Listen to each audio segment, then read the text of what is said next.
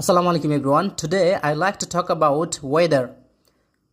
Fog, কুয়াশা, dew, শিশির, cloud, মেঘ, rain, বৃষ্টি, sunshine, রোদ, charming, মনোমুগ্ধকর. What kind of weather do you like? এখানে kind of এর পরিবর্তে type of অথবা sort of ও আপনারা ব্যবহার করতে পারেন. Dislike, what sort of weather do you prefer?